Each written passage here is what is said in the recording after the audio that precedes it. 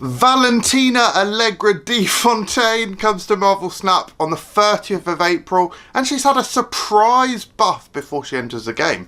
She'd previously been data mined as a 2-2. She's now a 2-3, and she adds a random 6-cost card to your hand.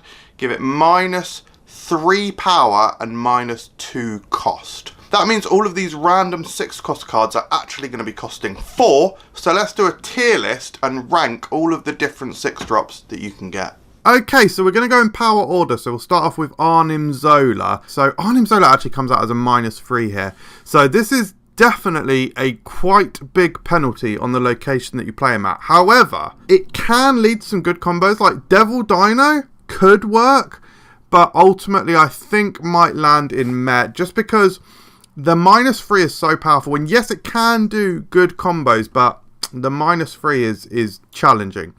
Null I think is going to feel a little bit narrow because you're going to need some sort of destroy synergy. Like you may have Shang-Chi in your deck, but it is narrow. Unless if you're against destroy, you're absolutely laughing. Otherwise, probably one of the weaker ones because it just can't do much. Blob, I think, is probably at the very least good. He comes out with a -3, but actually the -3 won't matter too much, especially if you are playing like a shield style deck, which you're playing Valentina, so the high chance that you will be. So you can delete all of the cards from your deck. Now Blob's text means that he has to reach at least 15 power, so the -3 shouldn't actually matter, and he should still reach or surpass the 15 power. So for a 4 cost, that's really good. And you can replenish your hands with things like Agent Coulson or even Loki. Potentially great, actually. Blob is potentially great. Leader, 4 cost -1, copies your opponent's biggest thing. Could be really good, especially on turn 5 it could be really good. I'm going to say that Leader is good. I mean, you're getting a bit of -1 action. You probably don't feel too bad about it. 4 cost. Space might be a bit of an issue. You've already played Valentina. You then play this. And then you get their cards, so you sort of, yeah, I don't know. Could be good though. Could be good. Eliath, I think, is always going to feel great. -1, so you do drop a little bit on the location that you play it, but you completely ruin their plans, especially if you know where they're going to play. Which, if you're saving it, I mean, turn 4, you might have an idea. Certainly turn 5, it could be really crucial. It could be really big. It could backfire a little bit because if you miss, you have just worsened your board, so maybe it's only good. But I'm leaning great. Doom is going to feel great. He comes out as a 6-2, which is small stats wherever you play him, but the 2 5s, so he comes out as a 4-12, spread evenly across the board. Is it actually S tier? Is that one of the best things you can get? Yeah, it probably is. I don't know. Space is an issue. You've already played Valentina. She comes out as a 2-3. Let's leave it an S tier for now. We might move it. Galactus coming out at 2 power. You might be able to catch some people off guard, but then it's whether you've got the rest of the synergy to bank on it. You may not have. You could have Devil Dino, stuff like that. You'll probably. Oh no, you won't be dropping priority necessarily. But then it could backfire. They could easily play at the same location. It's probably bad. Galactus is probably bad. We're getting into this is like literally the shit tier zone. Apocalypse is literally the worst one you can get, in my opinion. He comes out as a 3. Just a 4 energy, 3 power card. Doesn't really synergize with anything you're trying to do. I mean, unless they're playing discard and you're like on the thief side of things. Maybe you've got Cable, Mirage, Loki. Then you can maybe get some stuff cooking, but even then, Loki's going to replace it. Yeah, I mean, very, very narrow opportunity with Apocalypse. Hela is still bad because she's a 4-3 and she's usually do nothing. She synergizes with obviously Sokovia for you, but again, that's like there's such a slim chance that you're playing Valentina, you get Hela, and Sokovia has been in the game. Almost never going to happen. It's fractionally better than Apocalypse, just for that reason that it's not outside the realms of possibility that you could discard something. But yeah, generally, one of the worst ones you can get. So I think these probably won't change. These are probably the 3 worst you could get. And now we move on to the good stuff. So Onslaught comes out as a 4. So it's a 4/4.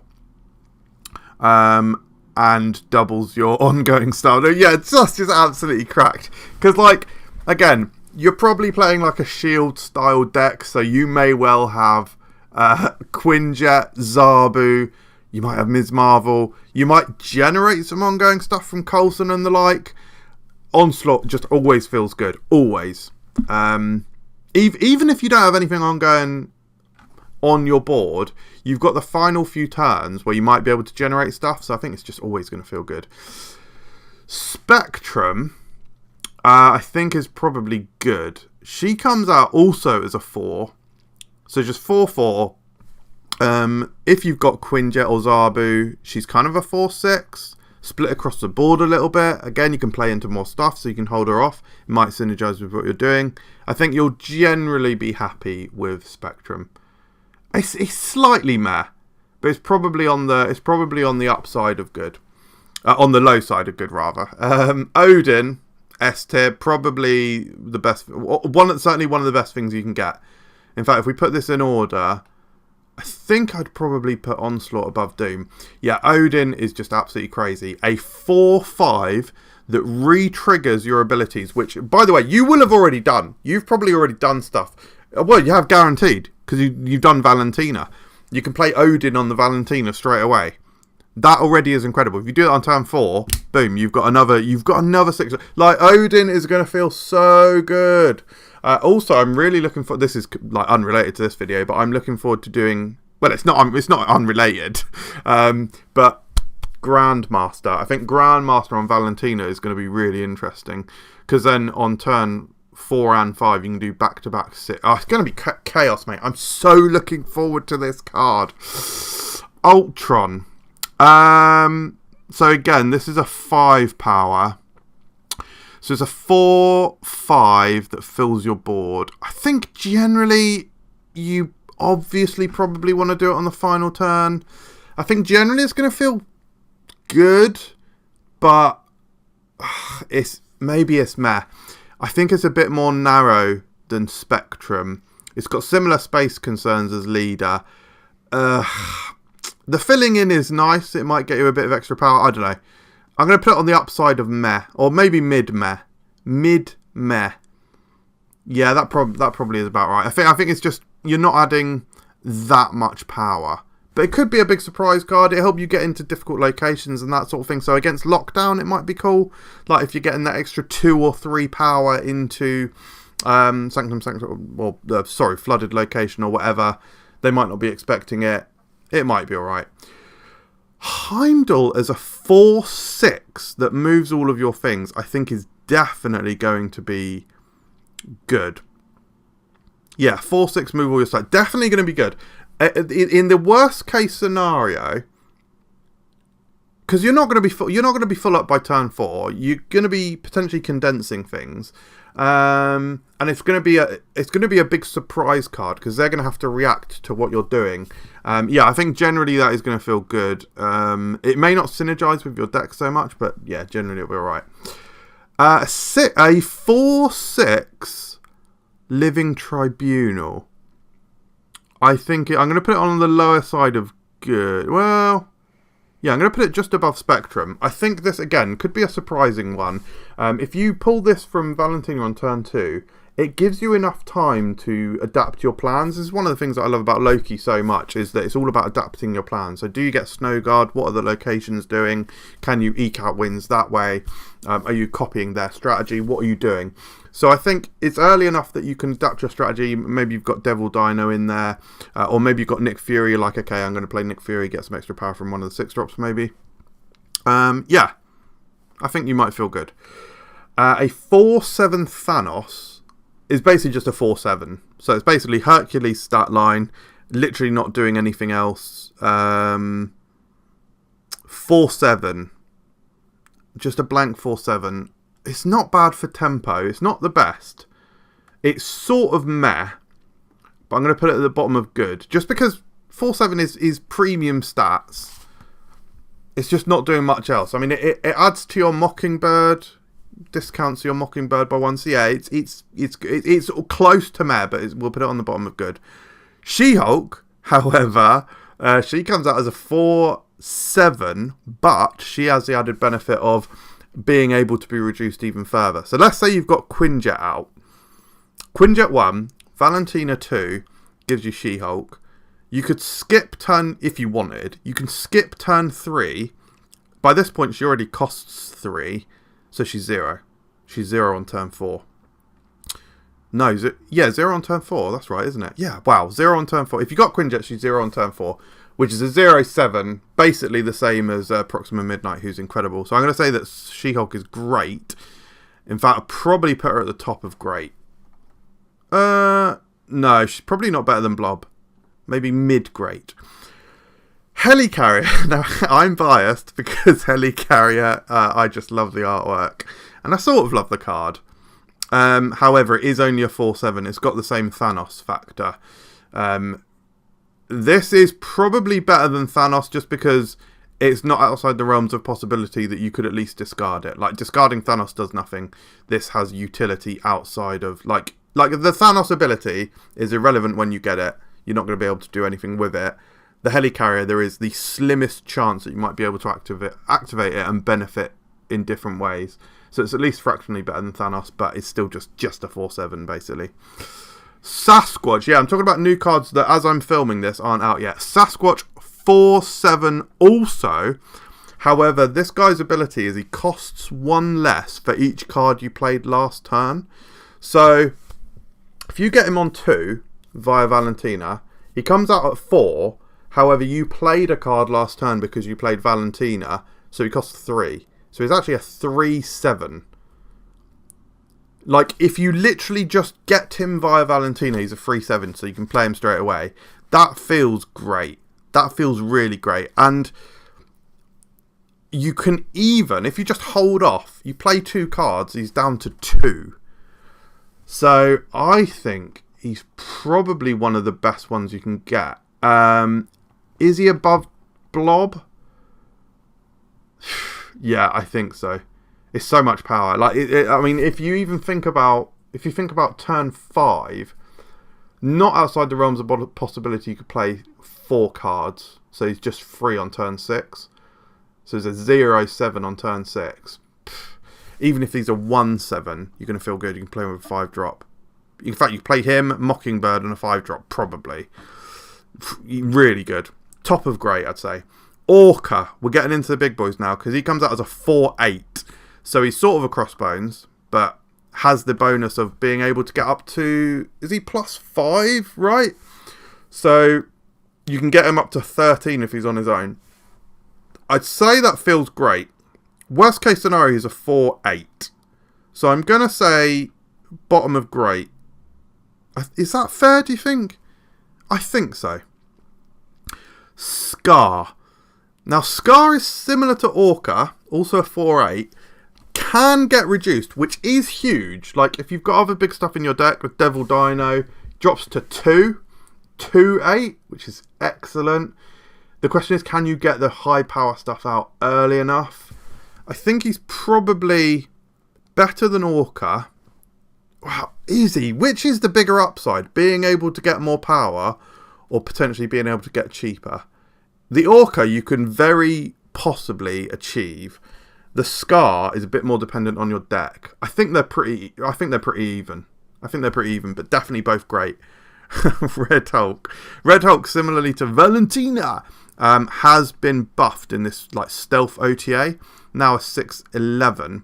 So it comes out for you as a 4-8. Yeah, sorry, we've just done 2 cards that are also 11. 4-8 minimum.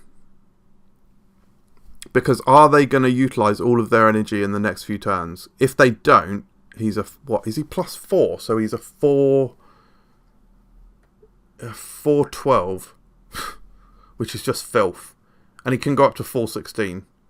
That is going to feel bonkers. Especially, like, he could probably quite reasonably be a 4-12 by turn 5. And if he goes higher than that, he's got to be great, right? Better than She-Hulk? I think around She-Hulk. Let's put the Hulks together. Right, moving on to Magneto. We're now up to the 12 powers. So this is coming out at 9. A 4-9 Disruptive Magneto. You can literally play this on turn 4. You can guaranteed pull a 3. Well, it's not guaranteed. If they've played a 3, you can pull it.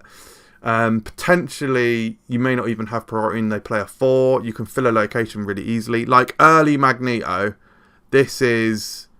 I think this is... Is it better than Odin? I don't think it's better than Odin. I think it's better than Onslaught. This is going to feel wildly good. I think if you get one of these, Odin or Magneto, you're snapping with Valentina.